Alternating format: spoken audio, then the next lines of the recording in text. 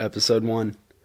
The Super Mario Bros. Movie. Does it usher in a new era of video game adaptations, or does it kill any such potential shift?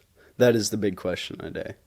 Now, I will admit, I wasn't a Nintendo kid growing up, and in fact, I wasn't really a video game kid. And so my Mario knowledge is limited to the first 3 original Super Mario Bros. Games and Mario Kart 8. Apparently a lot of Mario fans got in an uproar over the Chris Pratt casting, or at least were a little confused by it. But after watching the movie, it's apparent that I could not listen to an hour and a half of Charles Martinet's voice. In fact, in the first 20 minutes, they contrast the two voices. Charles Martinet's eccentric, exaggerated Italian accent versus Chris Pratt's subtle Brooklyn accent, which is much more appealing during the course of the film.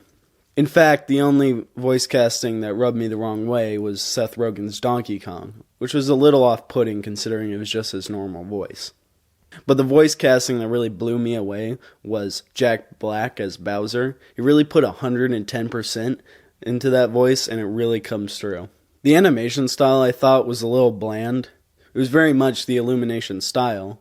It maybe looked a little better than Secret Life of Pets, but I thought they'd do something a little different for Nintendo. In a time where you have movies like Spider-Man Into the Spider-Verse, and Puss in Boots: The Last Wish, and that upcoming Ninja Turtles movie. These movies take great artistic risks and have a very distinct artistic creative vision. It's a little underwhelming for a Nintendo movie to be lacking in that department. The plot, I thought, was a little reserved. It was very surface level, which I guess is on brand for a game that has a plumber saving a princess from a turtle. But going back to Puss in Boots: The Last Wish, that movie has a very rich plot, and this one has a very simple one, which isn't all that bad, but still, it's a little underwhelming. I know all movies have to do this nowadays, and this movie makes it bluntly clear that Peach does not need saving, and she's a warrior princess. But the movie still decides that it needs somebody to get captured, so they choose Luigi. If you're going to switch the roles of the characters, why not just change the plot? Overall, this movie suffered from being painfully mediocre.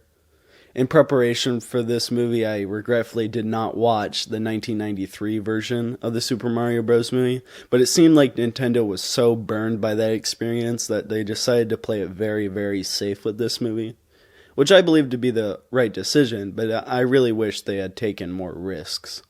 Does this movie open any floodgates to video game adaptations? No.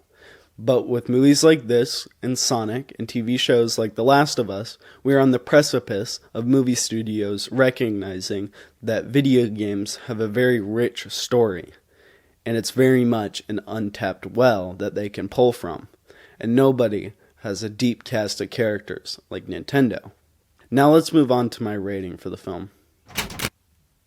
As you can see, I've created a completely scientific, totally not biased movie rating system on my whiteboard. This rates a movie on a scale of good to bad. How well made was the movie? This rates it on its pacing. Was it a fast movie? Was it a slow movie? Some people like fast movies, some people like slow movies. This is obviously my Letterboxd score. That goes on Letterboxd. You can find me at Joel_Hugger. The Super Mario Bros. Movie. I'm going to give it a score of that. It was not well made. Fast or slow? The Super Mario Bros. Movie was actually really fast. Characters learn things way too quickly. Letterboxd score, I'm going to have to give the Super Mario Bros. Movie a 2.5 out of 5. I hope this movie review helped you decide whether this movie is for you or not. Alrighty guys, this line right here represents my budget. This is how much money I have. And this line represents all my expenses. Going to the theater, production costs, editing costs, snacks and drinks at the theater. Oh, what is my budget? So subscribe or something so I can keep affording to pay for these videos.